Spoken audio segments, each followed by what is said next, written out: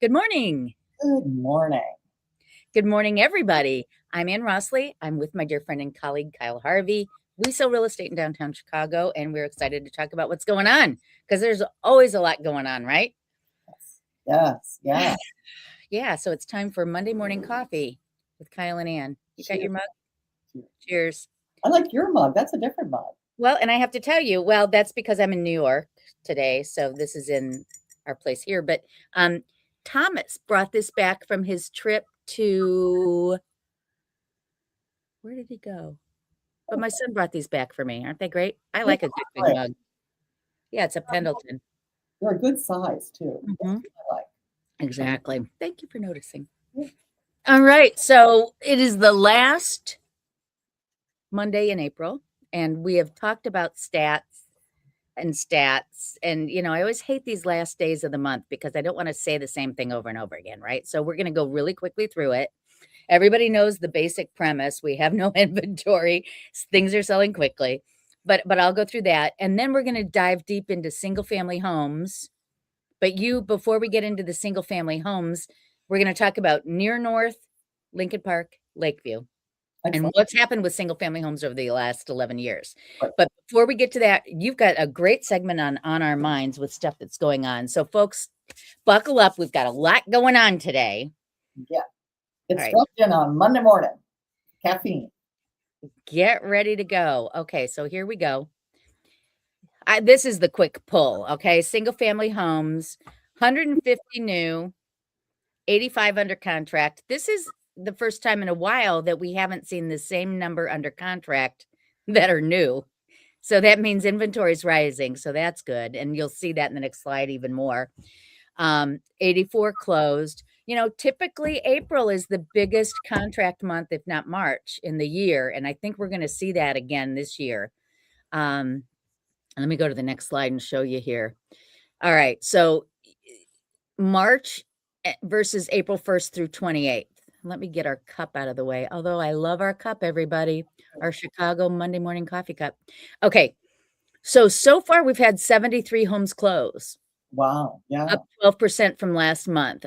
Under contract, 133 Wow. versus 82 last month. Inventory's up to 120 right now. So, and the median sold price is up a little bit. So very healthy April. So good news there, folks. And then in attached, 1,643 new this month, 380 private, and 1,123 under contract. So very healthy. Here's what it looks like. Down a little bit in the number of closed, but way up and under contract from 1,100 to 1,500. Inventory's up to 1,500. Look at that. Yeah. So I'm going to tell you that I think the closing by the end of the month will pull us way over 866. Yeah. Yeah, I think so that's that story. Very interesting. Very So, yeah, so as I said, it's not like I have a lot to share, but it's, April's wrapping up. Now, folks, we won't be on air next Monday. So you're going to have to just wonder how April ended up until the following week.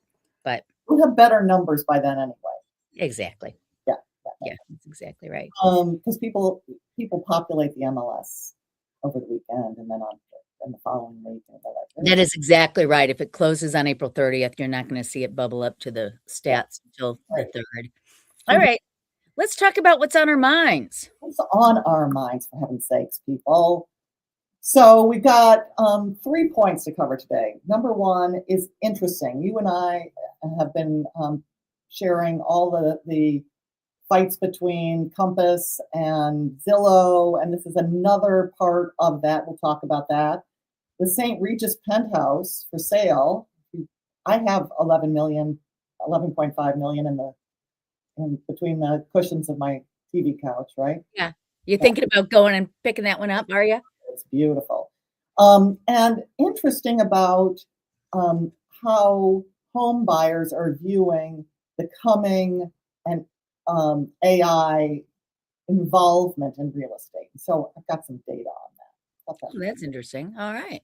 Okay, first, MRED is MRED is the multiple listing service for the Chicagoland, greater Chicago area. So MRED is the company that gives us our MLS, just so you know. And we call it sometimes MRED, we sometimes call it the MLS, but that is the multiple listing service. And MRED has long, 5 years, and what do you think? For Mhm. private listings, had a separate private listing network within the MLS. So it has the open one and the private one.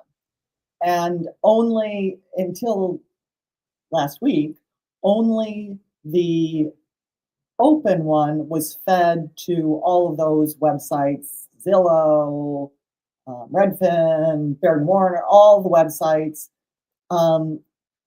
More lately, Zenlist has been able to get the private listings too, but the population of the IDX, the ones that are sent out to all the platforms, was just the public listings. Well, didn't we see that some of them were on the MLS or on Zillow that said off market, even though they were private? No, they would say off.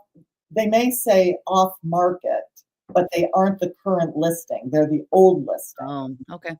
So that was the tricky thing about Zillow. And Zillow got into a fight with Compass because Compass was not only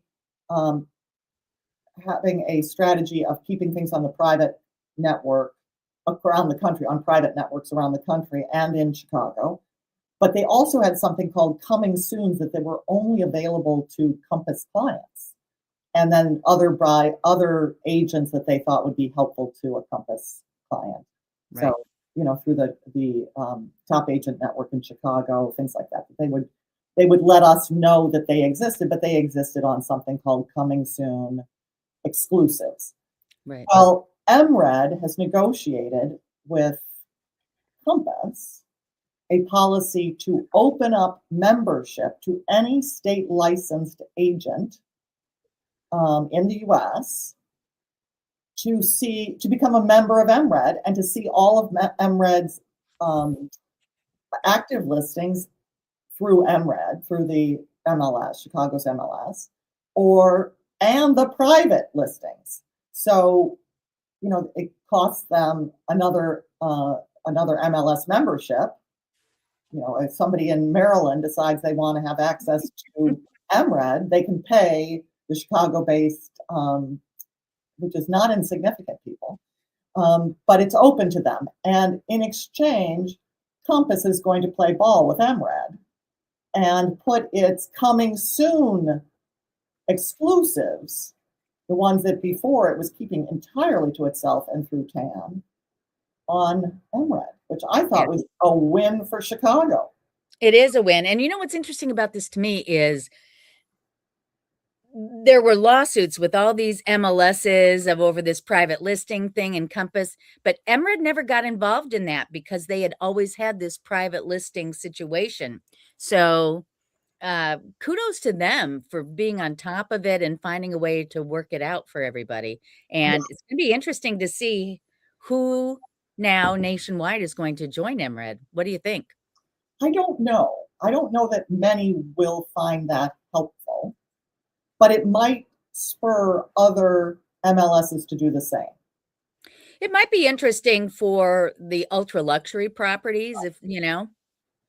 So, So that, so that somebody in New York can say, I can follow my luxury client and get them a pied-à-terre at the St. Regis for them.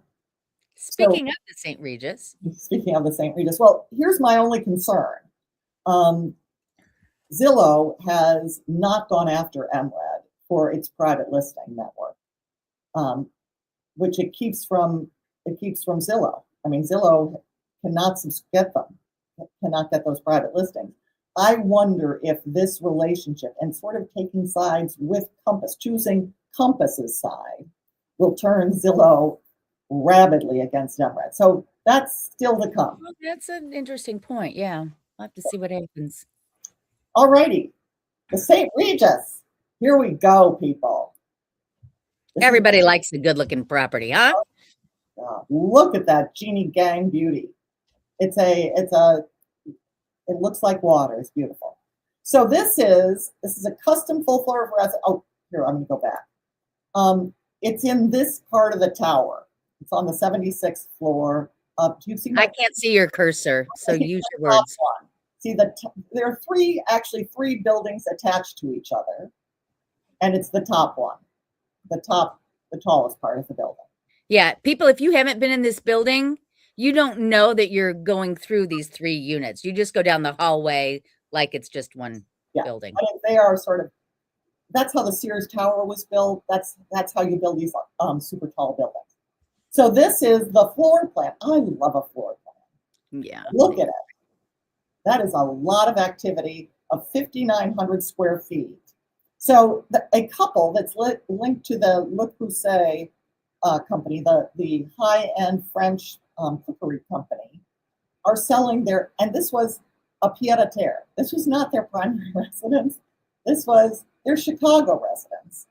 So it's 4 bedrooms, 5 bathrooms, 5,900 square feet. And the sale price includes all the furnishings. I really like that floor plan. I was looking at that. It's a go back. Yeah, I really like this floor plan. I'm thinking that sometimes when you do a combination unit or whatever, it doesn't make sense, but this one is really fantastic. I think what they did is they got it when it was raw space. Yeah. They didn't have to undo anything. Yeah. So people notice, and this doesn't work it's trickier if you're buying these floors usually have 2 units or 1 unit, 2 units or 3 units. And do you see these girders in the center, this rectangle in the center? That is the structure that's holding the building up, in addition to the posts in the corners and along the sides. But you can't alter those. And when it is a smaller unit, let's say a half floor, those walls really interfere with your use of the building, your use of the unit, and they don't have them. It's actually quite brilliant, and it's really the wall to the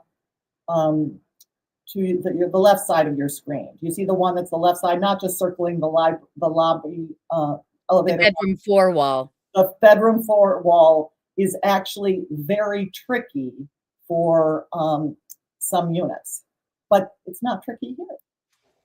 Yeah, this is terrific. Let's see the pretty pictures.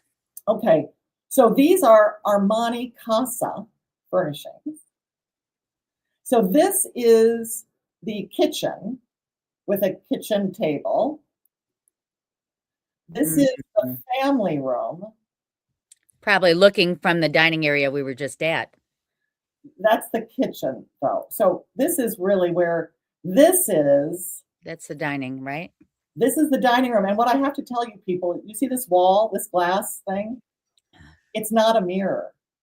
That's a sliding glass door that you can shut yourself off from the family room or the living room, the family room. This is the family room on the other side. From the wow.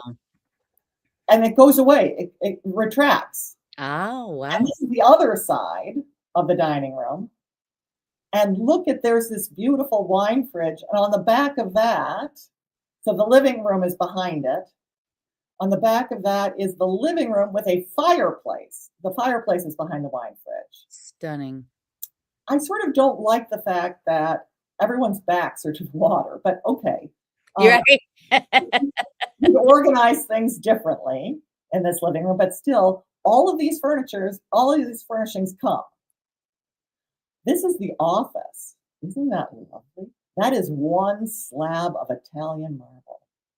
Really? With a TV in the center. Huh. Okay, I see it now. Yeah, it sort of looks like fire, or it's wild. Okay.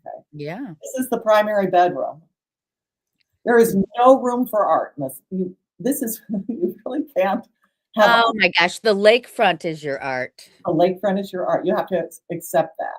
Yeah. Wow. And this is the primary bathroom. I mean, it's just perfectly acceptable. A lot of marble, kind of beautiful. So that's. Wow. I think that's worth $11 million. And if anyone agrees with me and would like me to represent them, I am available. How many square feet was that again? 5,000? 5,900. 5,900. Okay. Okay. Very lovely. So home buyer trust in AI is slipping, was this article that I saw. And Cotality is the company that, and I was going to look up what Cotality does, but I think they're a metrics company. They advise, anyway, Cotality got this information. And U.S. home buyer confidence generally, because of the various things that are going on. Some markets have a lot on a lot of properties, rising properties and declining values. Chicago, we have nothing for sale, and a lot of home buyers are getting scared. But home buyer confidence has dropped from 85% to 72% this month. Is that buyer confidence in general, or is it this? Just home buyer confidence. Home buyer. That's not the confidence. They're looking only surveying home buyers. Okay. Their consumer confidence. It's not consumer confidence, it's home buyer confidence. Okay, I got you. It is the measures of, how confident they're feeling about things. 75% of buyers assume AI plays a role in the home buying process. The other 25% have never thought of it, clearly. With $2 trillion in mortgage originations each year, AI is getting really involved in the mortgage business, really helping people do a lot of the data collection from home buyers' tasks, etc. And AI is expected to be really helpful in the mortgage lending industry. But trust in AI is low considering how helpful it is. So I thought that was interesting. So they're talking about, and the mortgage industry is being very clear that they're using AI to help them collect information and move through the tasks more quickly, because the mortgage process can be lengthy if you're not on it and using all the tools. Right. Generational divide. 70% of boomers expect to see AI embedded in the processes of home buying. 84% of millennials expect it, and 81% of Gen Z. So it goes, the millennials are more confident and expecting of AI, and the Gen Zers, probably just because they're younger and a little less sophisticated, don't know. They didn't ask Gen X, apparently. Here's where they expect to here's where home buyers expect to encounter AI. 86% expect to see it on websites, on property websites. 82 expect to see it within property insurance applications. Interesting. 80 expect it in the mortgage process, and 80% expect it with their agents. So they're expecting us, Anne, to use AI. Okay. Interesting. With the drop in consumer confidence, remember 85% to 72%, here's what home buyers think. 50% of Gen Z home buyers say AI would increase their confidence in buying a home. So 50% say, oh, you use AI, that increases my confidence in home buying process, okay? 40% of millennials agree, so dropping a little bit. 33% of Gen Xers agree, and 21% of boomers think it would increase their confidence in the home buying process. Boomers, love it. Okay, younger home buyers under age 35 make up 37% of the mortgage origination loans. So, and that makes sense that they don't have necessarily cash, but they make up 30% of the originated loans. They trust AI and want it to be part of the process for speed purposes. They also want human experts to give them certainty. 68% of buyers say clear AI labeling for property listings and mortgage recommendations is important or essential. So they want to know. Yeah. 37% say it should be mandatory. 61% of boomers think it should be mandatory because they want to know when they're dealing with a robot. Yeah. I get it. So in the US, trust in AI to help find a home has fallen by 14 percentage points from 30% in 2025 to 16% in 2026. that sort of it runs counter to some of the other data, but I thought it was interesting. Yeah. 55% of U.S. buyers prefer to work with a person to secure a mortgage, up from 46% last year. 66% prefer to work with a lawyer rather than AI, up from 54% last year. Now, remember, there are certain states where you don't even have to have a lawyer. And so, Texas, I'm looking at you. So I think there must be, because in the US, I mean, in Illinois, you got to work with a lawyer. And I don't think the lawyers are doing a whole lot of AI, but that's interesting. And 56% would trust a human over AI in assessing natural disaster risk. Florida, California. Right. Makes sense. So in any way, it's so I take away from all of this that there's a desire for safeguards, not elimination of AI. People are open to AI, but they want safeguards. They want to know they're using it, and they want a human to validate what they're seeing. So we agents need to bring our minds, not just parrot what AI is saying. Yeah. Anyway, that's all I got. I love it. All right. So let's talk about detached single-family homes in Near North, Lincoln Park, and Lakeview over the last 11 years. So we went through and pulled every single family that sold, 4,300 of them for this little analysis, 4,272 to be exact. And just in those three areas. Now, part of the interesting thing was 868 of them resold during the 11-year time frame. So different MLS number. 2015 through 2025. Yeah. Interesting. Okay. So how has the market changed? Well, in the three areas, the median sales price for a single family home today is $2 million. That's up 36% overall for the three areas, remember. The median days on market is 23. That's down 63% from the 62 days from 2015. 98.6% is your average sales to list price, which is up 2.1 points. And sold at or above list, almost 44% of the properties last year sold at or above list. Whoopsie. My cursor's got to be in the right place to get to the next screen. Wow. Imagine how that works. Okay. So here's the interesting thing. If you look at 2015 to 2025, two totally different markets, meaning before 2021, you had your typical real estate balanced market with 78 days on market before it sold, 96%, still a very good, sales price to list price percentage, right? And still 13.7 sold at or above list. But then we all know the pandemic, everything changed, and it became a totally different market. Yes. Okay.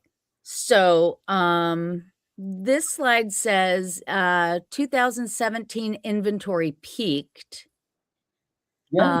followed by 4 stable years of the post dynamic. So the red line is the median sales price, whereas the tan bar is the number of closings.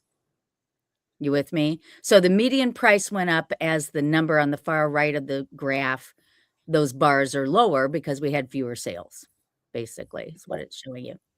Okay, so here's the weird thing. One would typically expect that when rates go up, volume goes down and prices go down, right? We didn't have that. So it's almost counterintuitive. What happened was rates went up, and so everybody stayed in their homes. Nobody wanted to sell, right?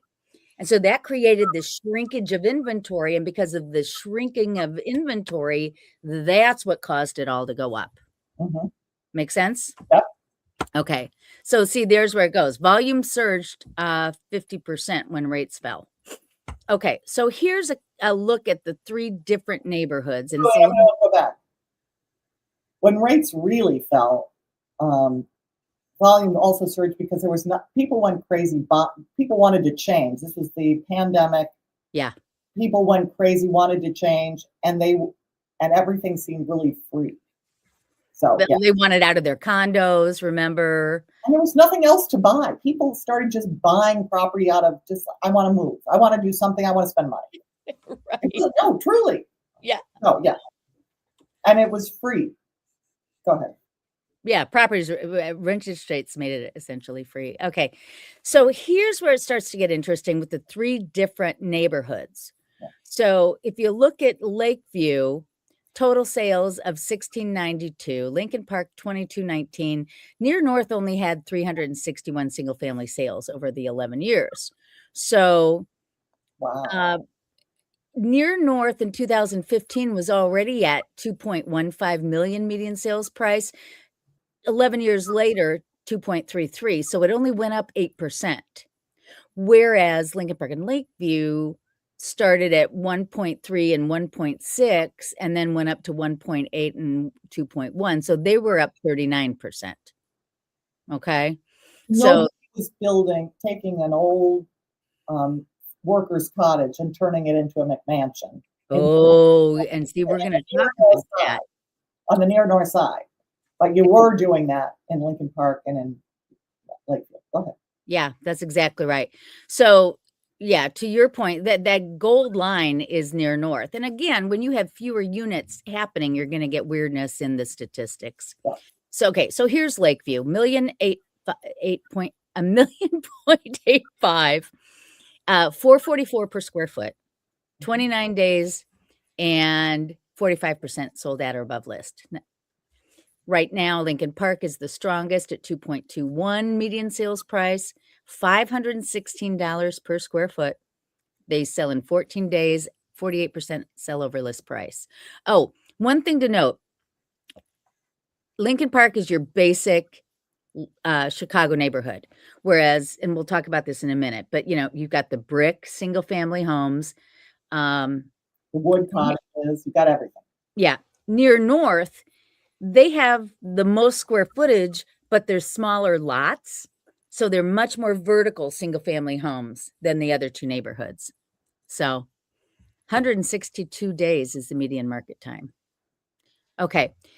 This is not a surprise, but let's just touch on it anyway. This is the number of bedrooms and how that affects sales price.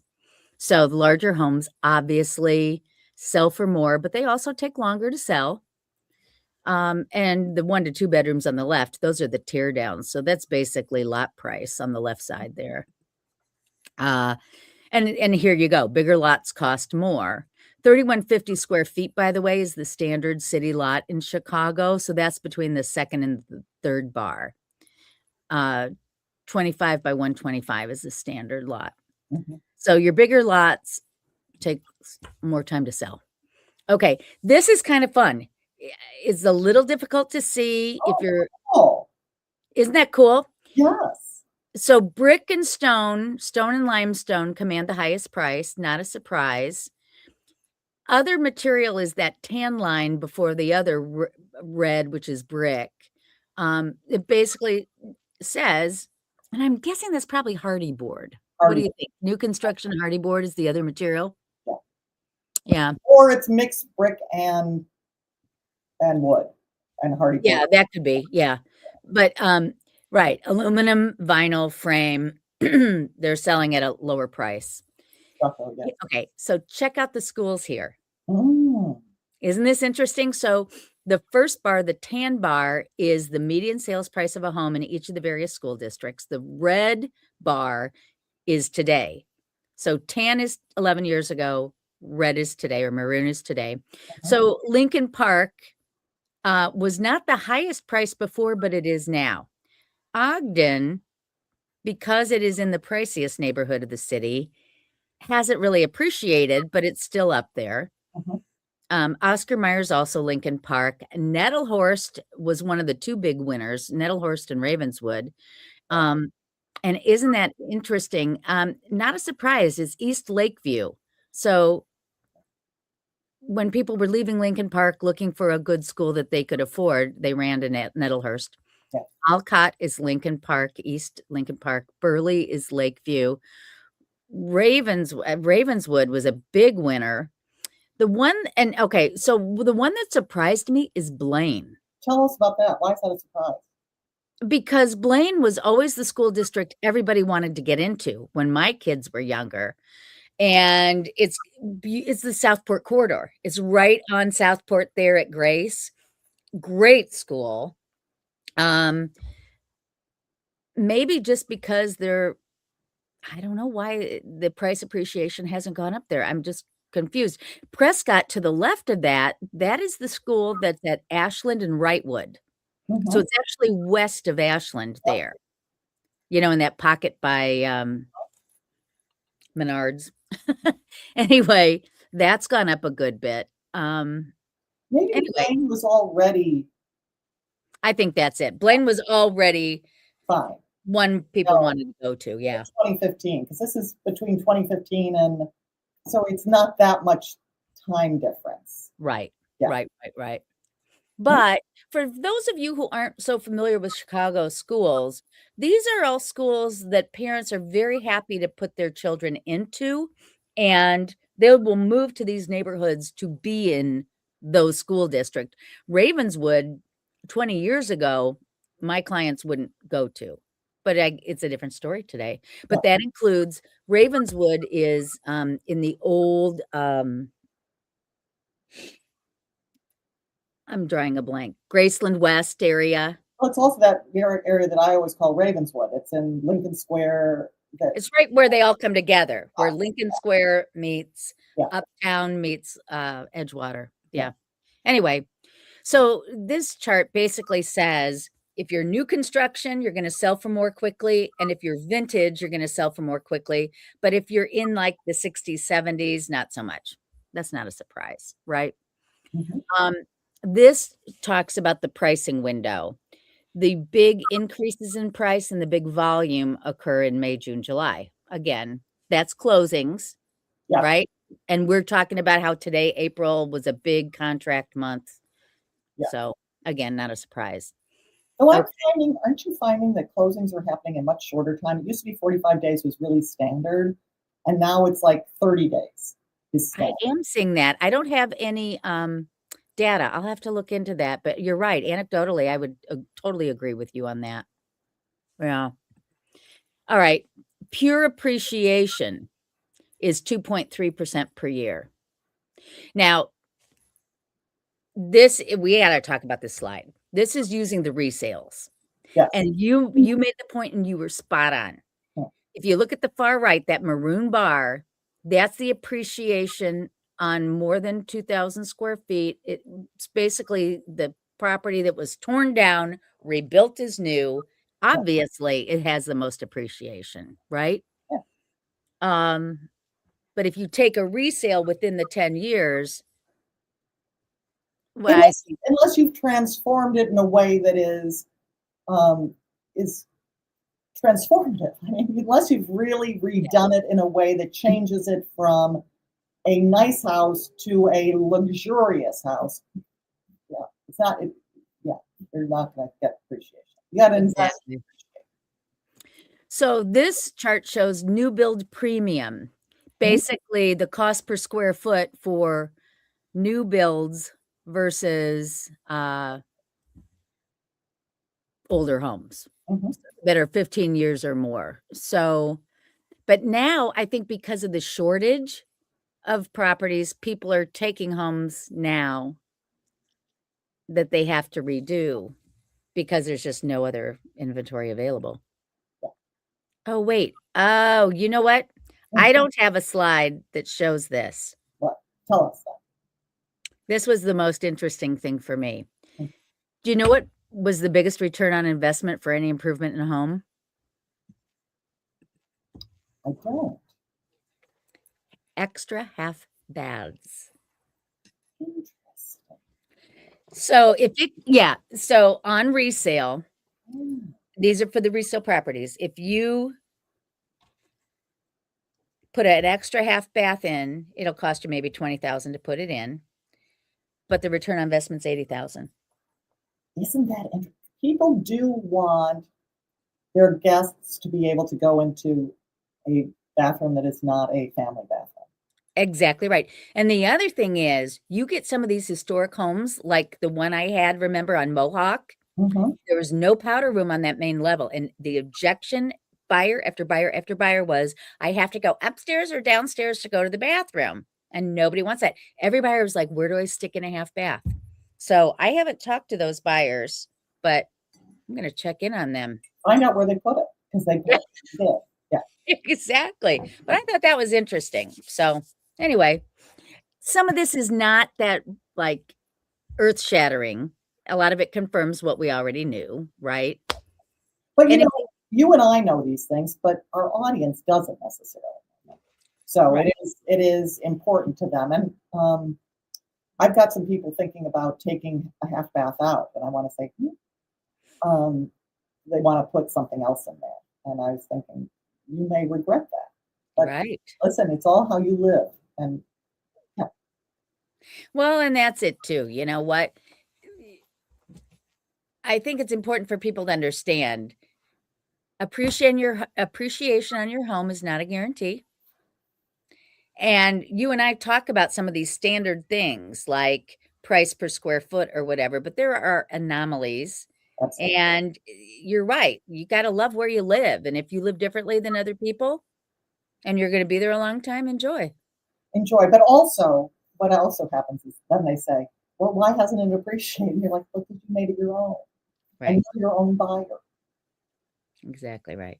But anyway, yes. All Yes, right. yes, yes. So that's it. So we are off next week, folks. We have responsibilities elsewhere, but we will be back in 2 weeks. Please leave your comments. Let us know. I did get a comment from somebody that said they wanted some West Loop info. So we need to work on that maybe for next time. Yeah. Subscribe to our channels, follow us on socials, and call us when you have a real estate need. Thank Anything else? you. Bye.